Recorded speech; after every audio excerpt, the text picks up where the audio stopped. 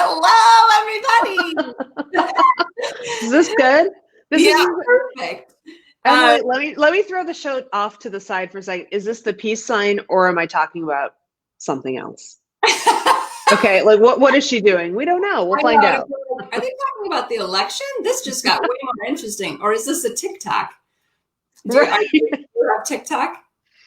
I have enjoyed watching the TikToks. I am a budding break dancer because of TikTok, but I cannot show you my moves because I will break something. It's not good. I really am enjoying TikTok quite a bit. It is like, and it's really funny because at first it was like such broad content, and now like the algorithm has settled in for me, and I'm like, this is really interesting. Like the things that it shows me, I'm like that I'm like, I must be interested in this. What are you getting? Pretty much like hot lesbians, mostly. I'm like, all right, can't hate that. Well, that's so funny because I only get like 16-year-old girls dancing, teaching me dance moves. That's all I get. That's why I'm talking about the dancing. On that, because the other side of TikTok is better. So, okay, we will, now that everybody's shuffled in on that note, we will get about our day. So I'm so excited. Everyone, welcome to the Cackle. This is Entry Point's weekly interview series highlighting small businesses and startups and people making an impact on our community. And today, the day after the election, we are talking about building a stronger community.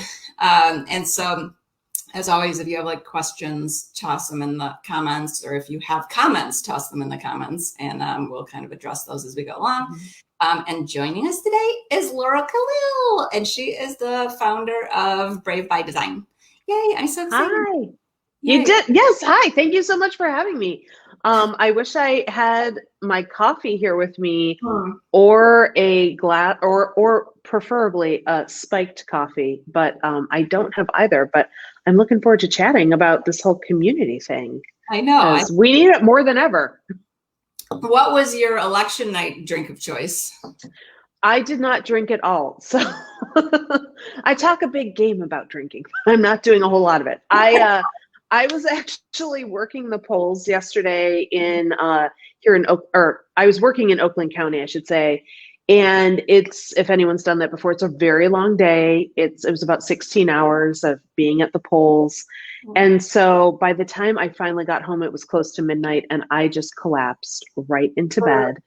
And was really excited and hopeful to wake up, and also fearful because I did wake up 4 years ago and felt like I got punched in the stomach. And I was like, what's today going to be like? What kind of day is this going to be? So I woke up and I was like, about to go live on the internet to talk about the election. Wonder what happened. I've been really good though. I've been staying completely off social media like the last 12 hours or so, just because I think as soon as you get on social media, then all of a sudden, like, I feel like there's already been a story that's like been created on Facebook. Totally. And I just have to say, for everyone who is watching the election, I turned on Twitter last night, right before I turned on. This is like how old I am. I opened up my Twitter app before I went to bed last night. Laura's actually 95 years old.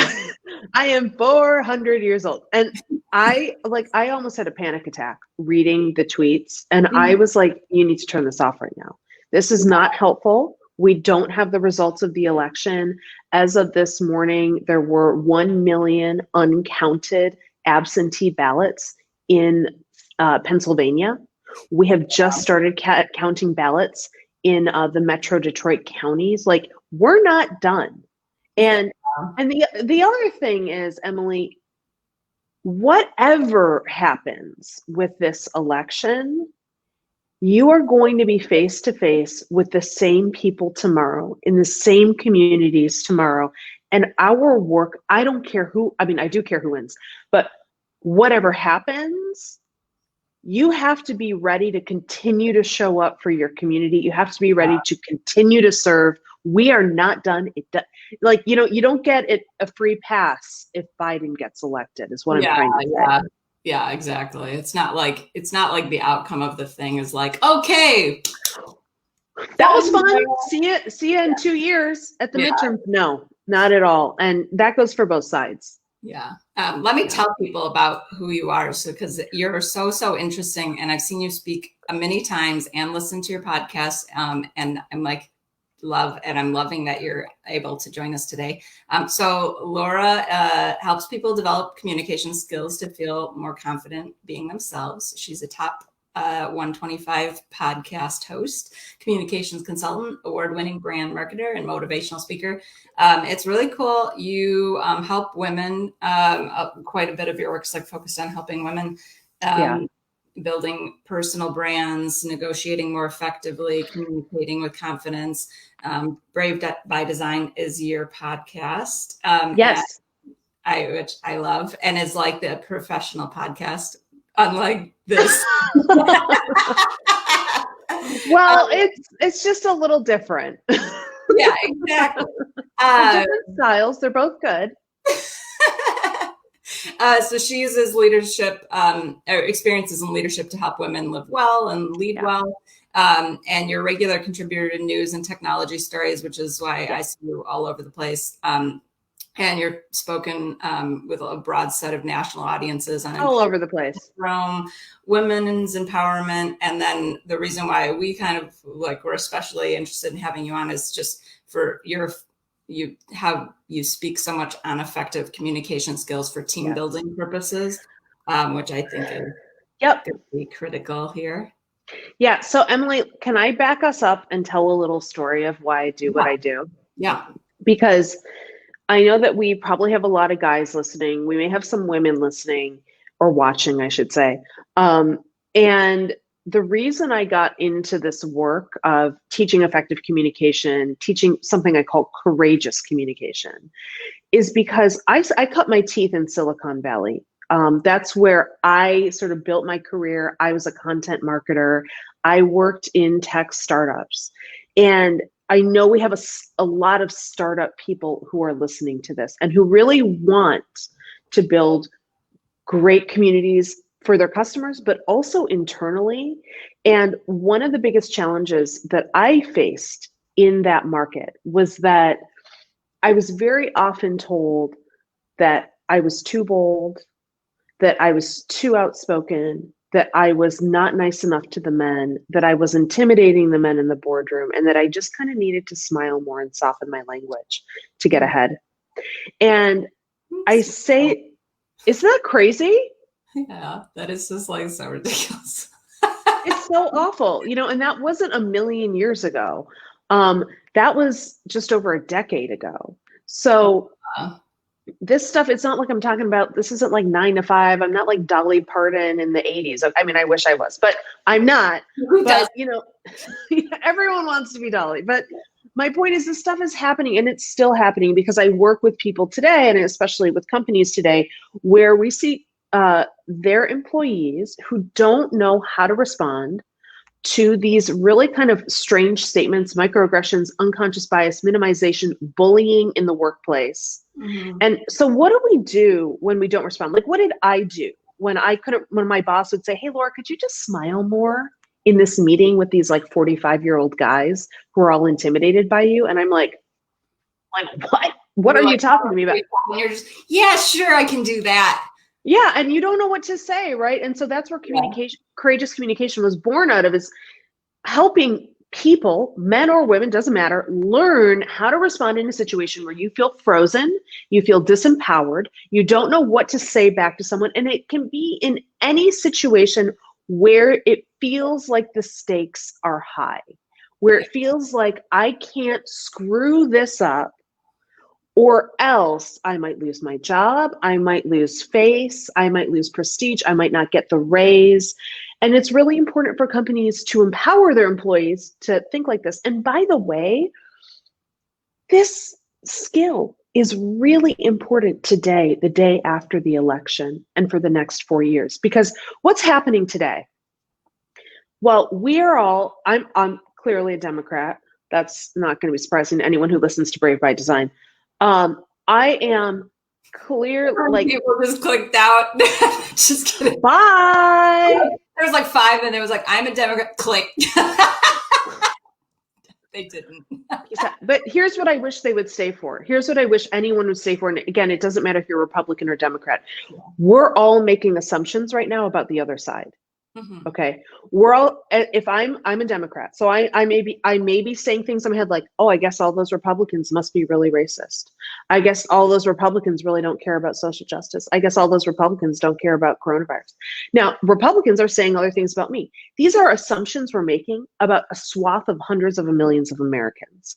And that is that's very problematic, because when we other people like that, when we say, you are over here like this, I'm over here like that, and we obviously could never talk, that's not a recipe for ever learning about another person's experience. So for anyone who's listening to this, who is freaked out about the election and is rolling through their heads around all kinds of assumptions about the other side, I want you to stop doing that. Turn off the TV and start to develop a skill of open-minded curiosity about that person and about their experience and why they may be doing the things they're doing, why they may be voting in the ways they're voting. I don't care what side of the aisle you're on. This is an important skill. And this skill, so when there's a microaggression, when someone says something that's not nice to you, or when you start judging groups of people, stop and say, I wonder why they're doing this, and ask them about it. Mm-hmm. Tell me more. I'm trying to understand why you're speaking to me this way. I'm trying to help me understand your voting decision without it becoming I'm right and you're wrong. Because whenever we get into a situation where I'm right, then guess what? Someone else has to be wrong. Yeah. And so that just doesn't work. That goes for any form of community building, any form, family, friends, any kind of relationships that you're facing. Open-minded curiosity is ultimately the way forward into building better relationships with people. I think that does seem really helpful too, even like on a personal level. I know I have a lot of friends who kind of are regularly saying like that they're in an environment where they're surrounded by someone, like people who have the opposite belief as them, and that they're like, am I insane? Like, are the things I think like just wrong and like stupid and whatever, because like it's just like constantly butting heads with people. And so I think something like that can really like help diffuse a lot of those conversations. Yes. Really with your own family or whatever. Asking questions, getting curious, suspending your assumptions around why people are the way they are is very, very important. And it's frankly, you know, this is one of the reasons I know this stuff works is I have this kind of like funny obsession, I guess you should say, with like spies. Like I'm like this person who like wishes they were a spy. Seriously. Who was a spy who didn't want us to know that would say, maybe. Right? Maybe she would. But yeah, so I love all the spy stuff. I love all the books, and I've had the pleasure of interviewing some of the top FBI head of FBI counterintelligence on Brave by Design. I've done tons of reading on like people who are CIA operatives, because I'm just I'm like, how do they talk to someone who doesn't agree with them? Yeah. How do you go into a situation and deal with someone who has totally opposing opinions about how things should be done? How do you deal with them?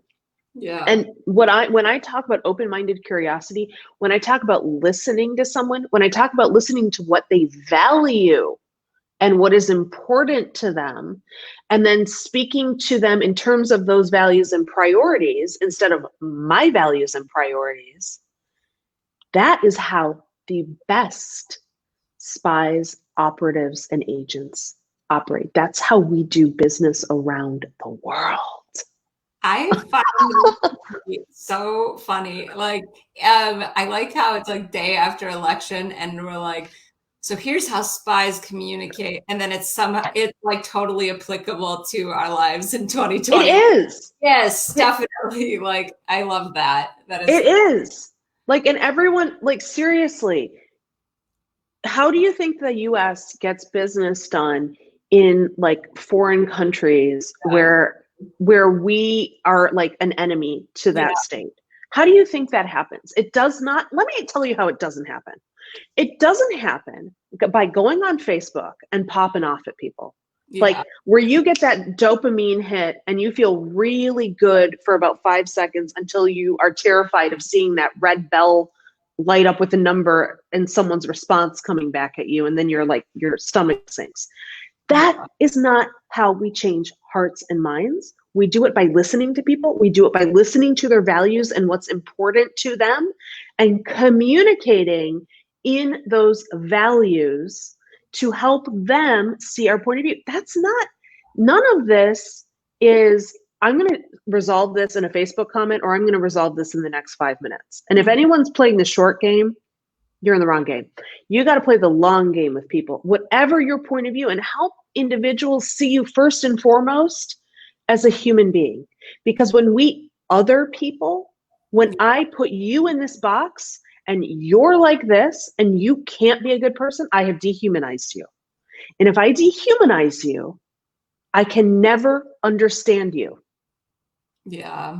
And That's that it. is like how the start of a lot of worse situations happens as soon as I've been trying to avoid saying civil war, but like seriously, when we dehumanize and we other people and we treat just whole swaths of states and individuals as enemies, you know, it's a very, very disconcerting situation. So yeah, yeah, I agree. So just to tell people kind of what's been going on, because people might not even be like up to date on I keep refresh. So all I do, this is how I get my news, and maybe how other people should get their news too, is I try to avoid Facebook or Twitter or social media when there's like a big thing like this going on, just because I feel like that's how you get a lot of like weird skewed news. I also mute a lot of people on social media during things like this, but I like tend to go Associated Press, NPR, BBC, that are like pretty much just say like, here's the fact. And then they don't have a lot of like additional commentary on top of that. So I pulled this, I just refreshed, so this is still good. I pulled this from NPR this morning, and it's right now 238 electoral seats for Biden, 213 for Trump, and then 87 undecided. So quite a few key states are still like completely up in the air. So a lot of places like Associated Press is not calling the election yet. They're just saying like, yeah, literally you still need to count them. Like we don't know. Facts. So like once those facts come in, we'll report on them, but we're not calling it yet. Michigan hasn't been called. There's 79% of the votes were counted in Michigan. Trump's leading by 226,000 votes, but most of the votes that have not been counted are from Wayne County, which is pretty heavy Democrat, which is why people are like, ugh, even though like Trump has a significant lead in Michigan so far, they're not like comfortable necessarily calling it because of the uncounted votes and where those votes are from. And then Wisconsin also hasn't been called. I mean, a lot of states, but these are the ones that are in the Midwest. It has also not been called. Initially, Trump was in the lead, but then there were outstanding ballots from Milwaukee and a couple other like more dense areas, and that were counted that ended up like swaying things towards Biden. So right now, Biden has a pretty slim lead of 8,000 votes out of nearly 3.2 million. What percentage has been counted there? Do you know? I don't know. It didn't say, but that was Okay. These are from Associated Press because they explain, because people are like, why aren't you calling different states? And they're like, here are the facts that we know about the states and right. why are calling them. And so I find like those things just to be kind of, I'm like, Oh, interesting. So I keep like going back to those things and like kind of just like refreshing them and being like, if Associated Press decides to call something, whatever they're calling is a fact and not like conjecture of like Conjecture, yeah. whatever. And and the fact is, we know that in Pennsylvania, they did not start counting absentee ballots till today. They had I believe, 1 million that have not been counted. I'm not the news guys, so go fact check what I'm saying. But I believe that's that's what Yeah. I read this morning on CNN. And as you said, Wayne County, we have hundreds of thousands of absentee ballots that have not yet been counted in our state. So I don't think this isn't like an election where it's like you wake up the morning after and you're like, oh, we kind of know who's won. It's like we don't know. And we actually, I know that in Nevada, they're not announcing any more updates until tomorrow on the results of their polling. There's I so haven't heard about Nevada yet, but except I've well, seen the this is CNN. I'm the annex to CNN. This is CNN Detroit here, right? Okay, so like take it for what you will. Go find your own information. I think Associated Press or NPR are great places to go. And what does this say about the country? This is where we get into trouble. What does this say about the country? Well, Democrats are going to say that means that people are racist and they don't care. And Republicans are going to say, actually, the economy is doing really well. And that's my most important issue. Or, I'm kind of like, it's multiple things. So please be very careful when you're dealing with people and you're talking to people about this and saying, you must be like this because you did that. Say, exactly. tell me about your decision. Help me understand your thinking. And then here's the important thing. Here's like really critical. Just listen. Just listen. Don't try to make a point. Don't try to be right. The worst thing anyone can do in a communication with others, with their communities or differing communities, is I have to be right. If I start any discussion with I have to be right, this is an immediate, you're not actually open to listening. You're not open to learning. And by the way, you might learn something talking to them that surprises you. Yeah. You're not going to hear it if you're not listening, if you're waiting to speak. Yeah, that is true. And I think social media too has like added to that, where it's kind of like you just are able to put like all of the opinions out there and then you're fighting like nameless people who are on the exactly. It's such an annoying and frustrating thing that we do. And it's also fruitless because nobody's minds are changed by doing that. It just entrenches people. Even if their news is not accurate, it entrenches them to inaccurate news sources. I was just to my friend this morning about this, about like social media and just how we can just like, you just go in there and if you're not muting people or you're like not culling your Facebook list or whatever, you're basically just going in there to have a bunch of arguments with people. It's like a really unenjoyable experience. And at first I was kind of like, when I'm thinking like, I very liberally mute everybody. Like I'm like, even people that I agree with, like their comment section is annoying to me. Like they'll post something that I'll be like, yeah. And then like, but then I like scroll down to their comments section. I'm just like, oh my God. Then it's like, I feel like it's just not enjoyable to be on Facebook. And so like, now I just like mute I'm just like mute. And it creates a lot more of just Facebook for fun, not for news, not for arguments, not for changing opinions. Well, there's something really interesting about that. I want to say two things. One, for self-care, I think that's really important because like you don't want to be going crazy. But the other thing is that so many of us, and myself included, so this is me, we live in an echo chamber where it's like everyone's like me. So I don't really realize like what is going on out there because I'm like, wow, I just won't even put up with it. And the challenge with that is, and Emily, you and I were talking about this before we went live, the value, for example, of having women in business or minorities in business, and why that's just good for business. Diversity is just good for business. And being around people who don't agree with your exact ways of thinking and may have different points of view is good for your business. Whether that's politics, whether that's background in education, whether that's, the color of their skin or their gender. I mean, diversity in all of its forms is really, really healthy for us. Polarization, less healthy. But if you can respectfully work with people who are different from you and not just everyone who looks exactly like you, you're going to actually do a lot better financially as well. And more innovation. We know all this. Yeah, and it's like it's interesting though because I think like I was worried about when I like start muting people on Facebook that I'm like I'm creating like a more of an echo chamber, but I think that like balancing that with following actual news sources right. and doing things, it's like I was finding that I was going to social media to like get my own opinion. Like, what's my opinions? What are people saying? And then you go there. I'm like, that's not where you should be getting your information and building your opinions off of. Is like, what is go into the chamber of Facebook and then like get your opinions and then come out with these like weird, like, what do they call them? Facebook diplomas about all these different things. Right. And so it's like, then I'm just kind of like, well, I think like creating an environment where I'm able to like interact with friends in a way, but like get information from like actual sources. Totally. I'm with you. I mean, I agree with you.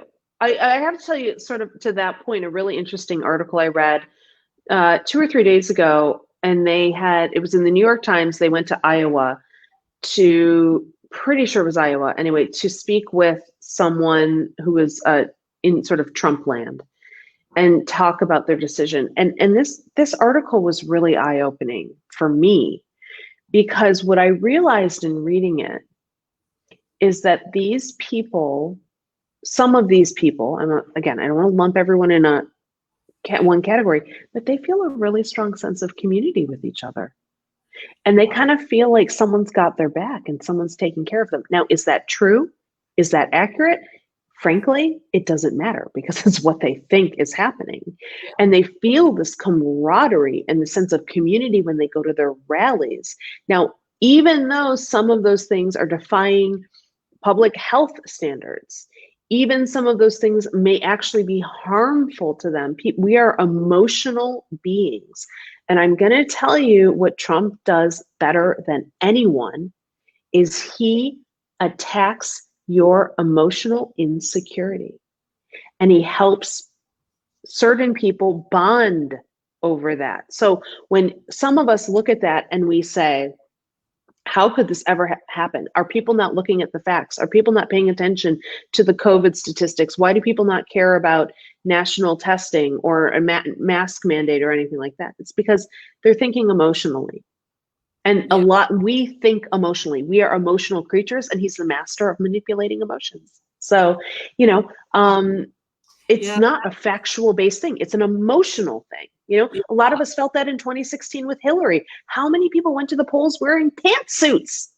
Yeah, that's true. Okay, that's not logical. That's totally emotional. Why do I want to vote for a woman? Because she's a woman. That's not logical at all. Yeah. But we do it too. Yeah, no, it's true. I think a lot of people do that, and it does seem like that's why, like the reason why he's been so popular among most. He's great at it. He's great at it. And if the other groups, other individuals in your company, in your work can harness people's emotions for good, it is an incredible tool to transform communities and transform companies. It really is. We always talk about taking the emotion out of business. Learn something from this guy. There's a lot to learn from him. I know I probably sound I would imagine, Emily, to your audience, I probably sound a little surprising, because they're like, wait a minute, she's a Democrat, but she's talking about what the president does great. It's because I'm able to look at him and disassociate my feelings from him from what's actually happening. I'm able to look at this guy more objectively and say, here's what he does really well. People love his brashness. People love his lack of diplomacy. They love it because he's one of them. Now, do they? I know. I love some brashness and some whatever over here. You know, they love that stuff. And so that he understands his audience better than the Democrats understand his audience and better than you and I understand his audience. And frankly, kudos to him for figuring it out. So, you know, I don't know. Where's the wine? I need to start drinking, but seriously. So I'll ask you like a couple of questions, but so President Trump's focus with the 2020 election was bringing back the economy, boost jobs, protect U.S. trade interests, continue with his hardline stance on immigration. Joe Biden's focus for the election was create new economic opportunities for workers, restore environmental protections, healthcare rights, and international alliances. And so I think presidential campaigns kind of bring to light like many of the issues that Americans think are important, but a lot of those topics, I think after the election just tend to be kind of like, meh, and then back to like business as usual. So like, what are the topics that you think are going to be critical to the public that we should make sure kind of don't fall to the wayside that we've been hearing be brought up during these campaigns and then now might be like, or whatever. Who cares?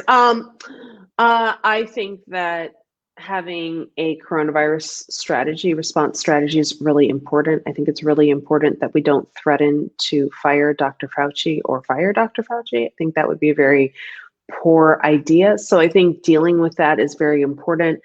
I agree that the economy is very important. And I also think there's a lot of evidence that the current administration does not really care about fixing that problem because we have lots of people who are unemployed. And we are going to start seeing the ramifications of that in the first quarter of 2021, I guarantee you. Mm-hmm. So the economy is a huge issue, and it will be a huge issue in 2021. Coronavirus, huge, ongoing issue, ongoing problem for the next year, and at least, if not longer. And I want to talk about the social justice stuff because is it important that we address social justice? Absolutely. I am, for people who follow my work, they know that is where I am at. I am extremely focused on anti-racism efforts. I'm extremely focused on diversity, equity, and inclusion and helping women rise. Do I think that that's going to happen at the federal level? No, I don't. Why? Because Obama couldn't do anything about it either. Mm-hmm. Like, think about this. We had terrible atrocities occurring under the Obama administration. I love the guy. He said, listen, you've got to work with your police force. You got to talk to the police force. Police force needs to be retrained. So what do you actually expect? I'm just saying, what do you expect? These are issues that need to change at the local level. Mm-hmm. And the reason I say that is because people feel like, especially when their candidate isn't chosen, they feel like all of their power has been ripped out of their hands. And I want to remind every single person listening to this today, you have a lot of power, no matter what happens with this election, at the local level, at your county level, at your state level, you are not done.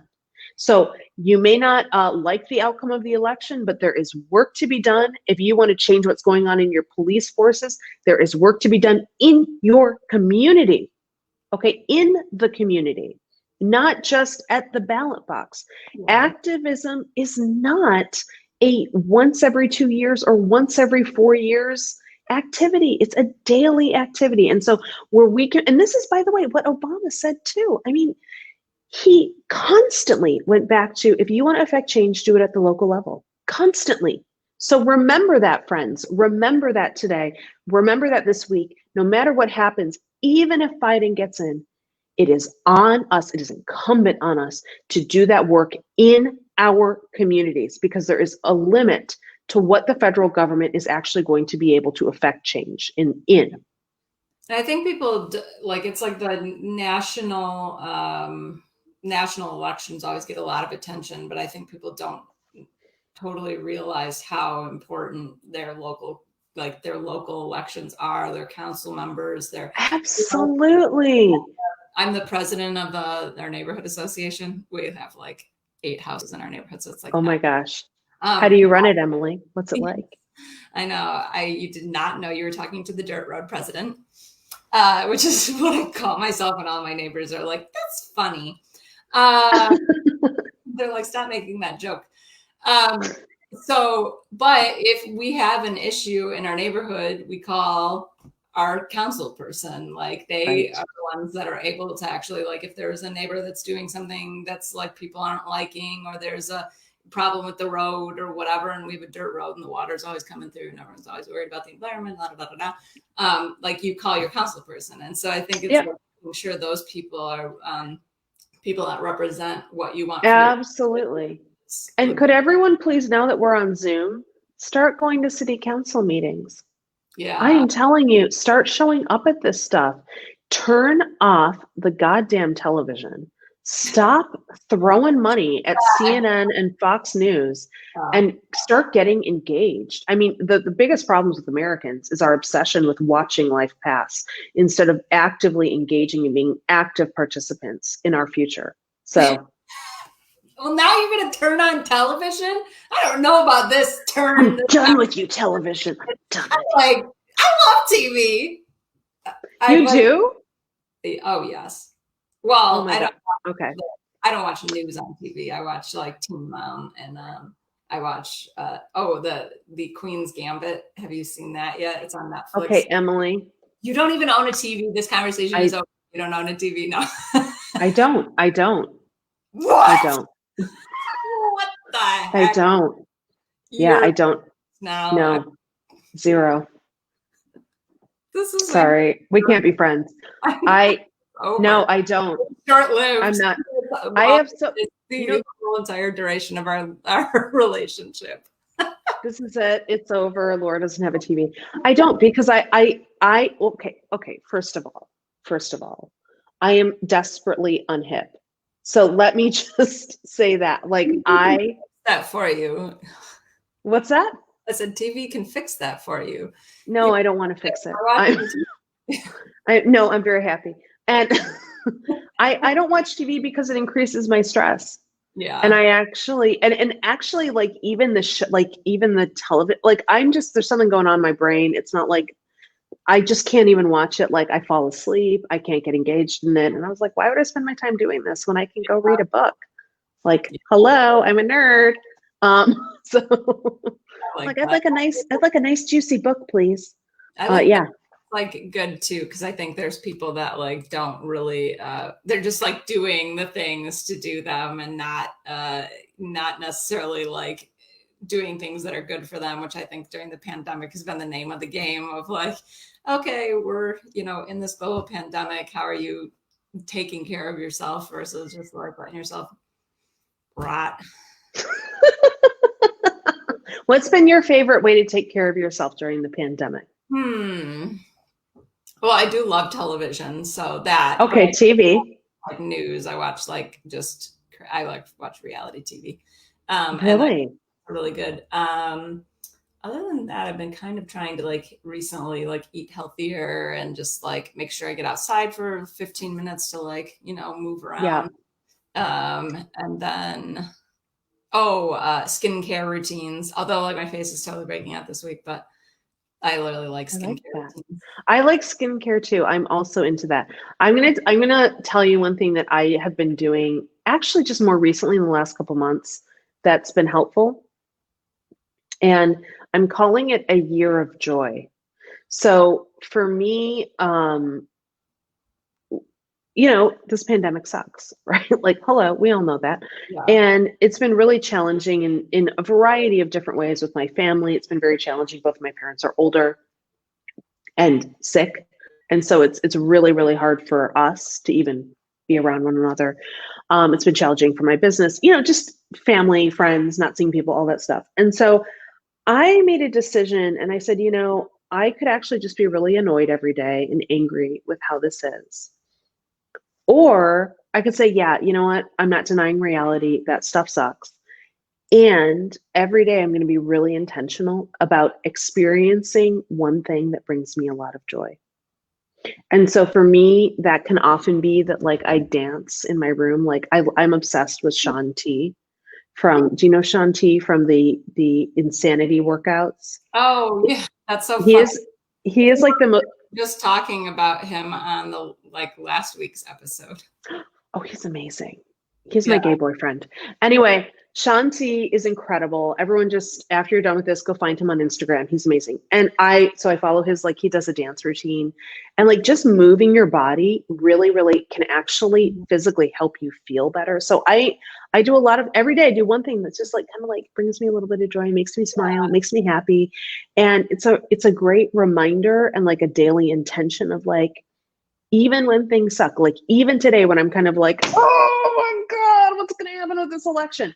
I still have the intention to go do something for myself, to go experience something that feels joyful so that I can stay connected ultimately to my highest self, because that's what joy is. It's really just deeply connecting with yourself. I like that. Yeah, do it, Emily. Do it. Can I say something really taboo? About joy? Okay. Because this is I really think, I can't believe I'm going to say this, but I actually think that every woman needs to start masturbating. Okay. Did we lose? Is the show off? Is it over?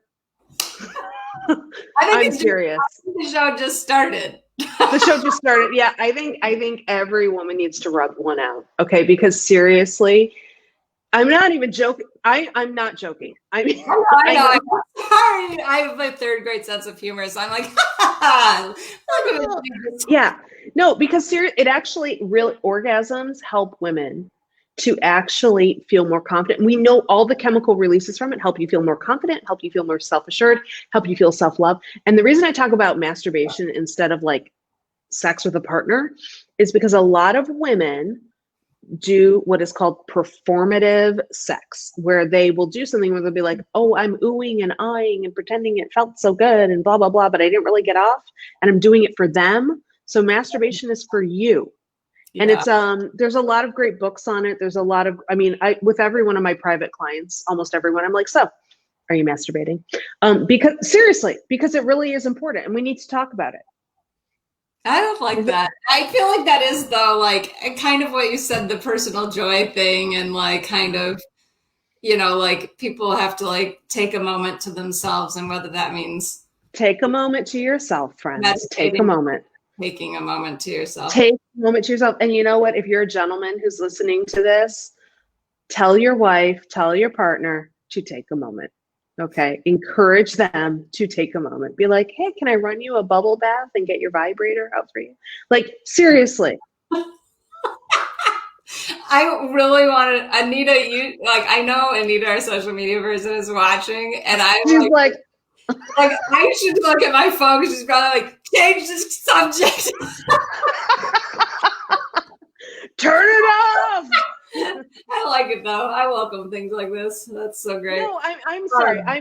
I have to talk about it because it's important, and we can just leave it there, and people can go learn more. It's important to kind of normalize that kind of conversation. Oh my God, completely. And I know it's weird to say this, but also in business, we talk about, people will talk endlessly about their running routines, their eating routines, their exercise habits. And why can't we just normalize this as one of those things? We don't have to have stupid jokes about it. We don't need to be childish about it. Just be like, yeah, I'm taking care of myself in all kinds of ways that bring me pleasure. Great. Good for you. What are you doing for yourself?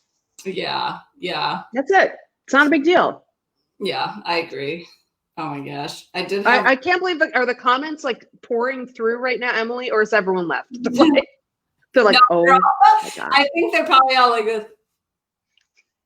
I want to people, if you could put a selfie of your face so that we can actually see how you're reacting to this, that would be great. Well, Emily, what follow-up questions do you have about that? Let's answer them. So I guess I just kind of wanted to touch on now back to back to small businesses. I kind of there's no coming back from that. I really threw you off. Okay. I like it. I did ask for permission. Yes, you did. And I granted it. And I would grant it again. Okay. So I feel like a lot of the research that we do is just kind of like touching base with people and like, how are that you doing now, like with your small business, and like, like how did you kind of like pivot during the beginning of the pandemic, and like now how is that working out? And at first it was like pretty much a total bloodbath. Like people were like, if they didn't have like delivery set up, if they didn't have remote working already set up, like things like that already in place as a normal course of business, it like really set them back and took quite a while, quite a few months for them to kind of like right the ship again, which was like tons of lost revenue. So when we did this analysis in May, at the end of May, it was kind of like people were saying like, we're maybe just starting to figure it out, but we've been set back a ton. And now after it's been a while, people have like are starting to feel slightly more optimistic, and they're like, no, I'm not going to go out of business. It's not the best year ever, but like we're really focused on the holidays, and we don't think we're going to go out of business, but it's not great. So like what ways do you think that the election has kind of played into the impact on the business community, and or like the outcome of the election? Like how do you see that impact? I think there's so much uncertainty around, frankly, around business. We know that, I believe it's something like 30% of small businesses have gone under. It's really a very serious situation. So I'm glad that people are feeling optimistic. I don't see anything on the horizon that our current administration is putting out there to help businesses. We know that all the folks who are getting a little bit more money back on their paycheck, these last couple months are going to have to repay it in 2021. So I am concerned about the economy, and regardless of who gets elected, I'm very concerned about the economy. What can you do as a business owner right now? How can you think about this? I would really the needs of your customers may have changed depending on what industry you're in. And I would be, as a company, deep diving into what is it that my customer is thirsty for and desperate for that I am uniquely positioned to offer. Because that's what I think of as like innuendos now. Like this whole time I'm like, clear your mind. You're like, I just see like I like have too much of like a third grade sense of humor, and I'm like, oh my gosh, why is everything now an innuendo? Nothing. No, I'm really talking about. I mean, listen, Emily, you have a dirty mind, but no, but seriously. And like not being, I think what's helped us is like not necessarily being stuck in that, like, this is exactly what we've done, the way we've done it. Exactly. And like whatever. Like, yeah. Like, can I use myself as an example? So my business has largely been public speaking. That's changing a lot because obviously I'm not going into places anymore. And the needs of the organizations for what they want someone to come talk about are changing, right? So, and also the budgets for that type of thing are shifting. So let me just use myself because I'm a small business owner. How's my business shifting? So my business is shifting to doing more online, more that is direct to consumer than going to corporations, because I want a shorter sales cycle, because I want to move money more quickly, and because I want to be able to provide value to people in areas like courageous communication and how to have hard conversations where they can get it more readily now without having to wait for a corporate buyer to spend 6 to 8 months reviewing a contract, seeing what's going to happen, maybe wondering if coronavirus is going to go left or right or whatever. And so thinking about how do you shift your business to meet the needs of the client. My client is ultimately women who want to rise and the allies who want to help them rise. Mm-hmm. And so how can I reach them in different ways if it's not going to be through the traditional corporate model? And so that's how businesses need, who is your end customer? Who are you trying to impact? And how can you reach them? How can you get to them? And how can you be creative about brainstorming different ways with your clients, you know? Yeah. I feel like too, it does seem like a lot of the companies that are kind of having a people first mentality and not necessarily like, or I guess just having a people first mentality and taking care of their employees and like doing what's right versus what that is like just for the dollar, seem to be doing better financially than a lot of the other people, because their workforce is a little bit more dedicated, is a little bit more, is like, okay, yeah, like I can't work during this time and that's totally fine, but I am going to set, like after the kids go to bed, I will put the time in then, instead of a lot of the organizations that seem to take a really hard line of like, you have to come into the office and like, here's your letter, stating that you're an essential employee and like all this stuff. It does seem like that has translated into them having a little bit harder of a time. There is so much research, pre-pandemic research is playing out right now. So much research on how empathy transforms organizations. And that is organizations of any size. On Brave by Design, we had an author, her name is Maria Ross. She wrote a great book called The Empathy Edge. And she tells a story in the book, which I'd like to share with your audience. And the story is of a woman who is working in a collections agency. So her job is to call people up on the phone and demand money, right? You owe us money, give us money, blah, blah, blah. Well, nobody likes that job. And the rate for collections from those agencies is very low, actually. Yeah. So anyhow, and it's a very high pressure job. It's get the money, get it done, close. There's very little empathy involved in the situation. So this woman works there. She says, you know what, I think I can do it better. So she starts her own collections agency. Again, one of the least fun jobs you can imagine on the planet, demanding money from people. She changes the incentives for her employees. So the incentives are not just collect money. The incentives are, one, yes, we want to collect money, and customer satisfaction. Whoa, customer satisfaction in a collections agency. Her company ended up significantly raising the amount they were able to collect significantly. They had people sending them gift baskets, thank you cards, inviting staff to weddings from people they'd collected money from. That's because they adopted empathy as a principle.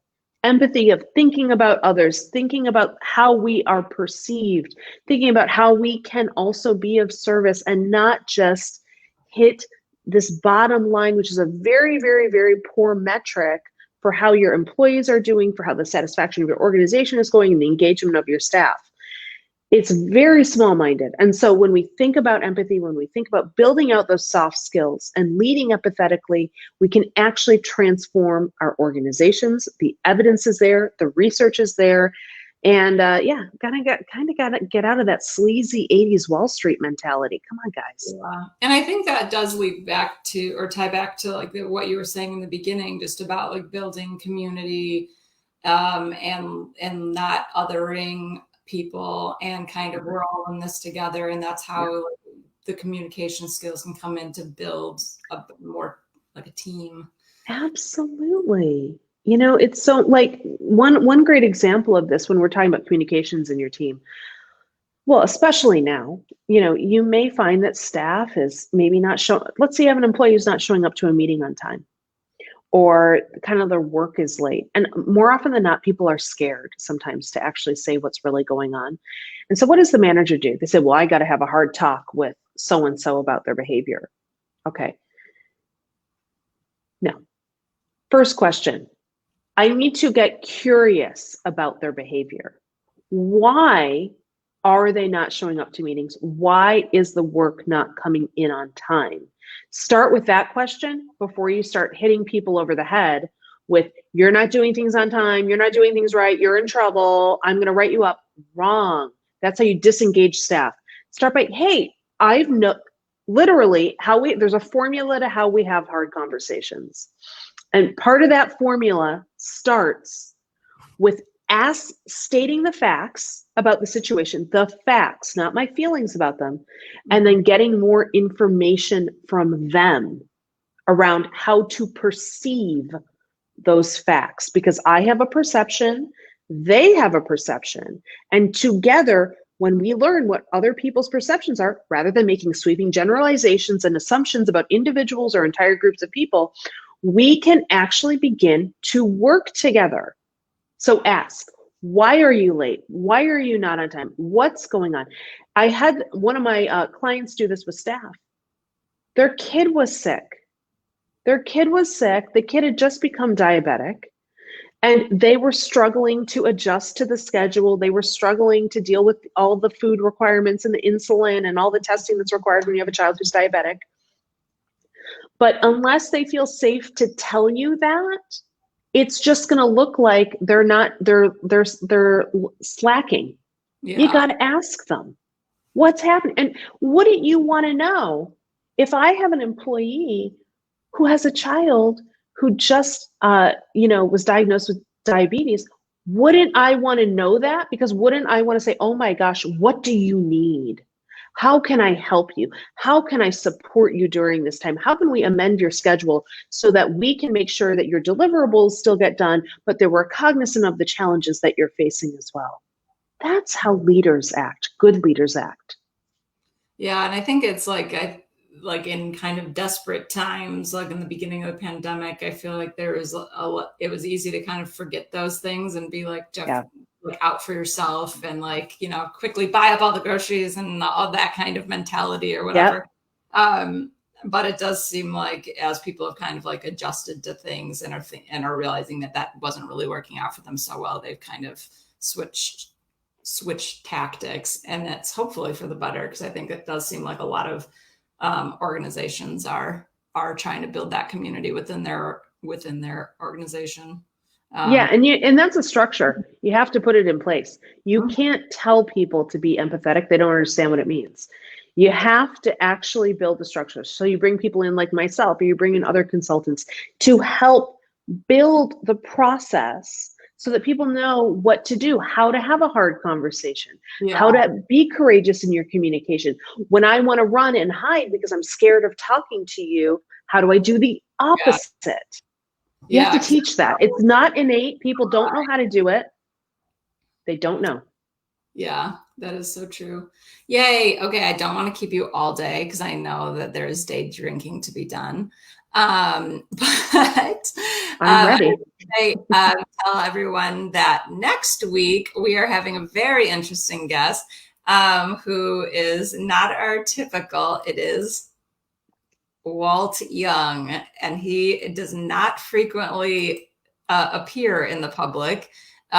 It's very, I feel like I have to explain, because he was like, I know I'm much more pale, stale, and male than your normal guest, but he is an avid watcher of the Cackle. He's a firecracker. Yes, he is. He's definitely is getting on in age and swears a lot, and was telling me, just don't worry, use the mute button. I was like, I don't have a mute button live on the internet. And he was just like, yeah, well, you'll just use the editing then. And I was like, it's live on the internet. But he is a really prominent angel investor.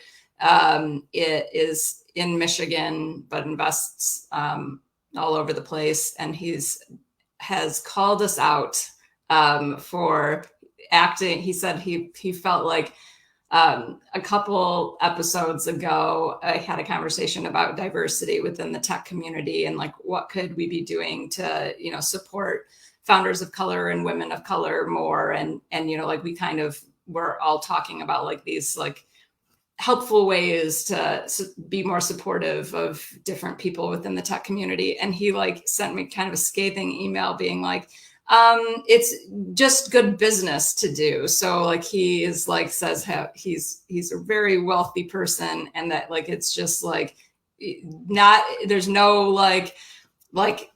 kumbaya-ness about it. He wants to come on just to talk about the dollars and cents of it, which I really like that perspective. So I do too, by the way, Emily, because he's right. It is just good business. Yeah. I feel like it's you show it out in the research a lot that more diverse teams are more profitable. And so I think that'll be interesting to hear. He's invested about $150 million. So he's got a lot of know-how about the dollars and cents. So I'll be like, kick $1 million over here. Well, Walt? Is his name Walt? Yeah, Walt, yeah. Bring it in, baby. Let's go. Perfect. Let's go, Walt. Let's hear that. I can't wait for that discussion. I know. I think it'll be really funny. But yay. Okay. You were a delight to have on. I'm so glad you could join us. And you definitely like perked my post-election day right on up. Well, I'm glad, Emily. I don't think the day will be the same for anyone who's watched this after this. And hopefully I took your mind off of it for a little bit with some of those spicier topics. Great. Okay. Sweet. I will talk to you more soon. See you.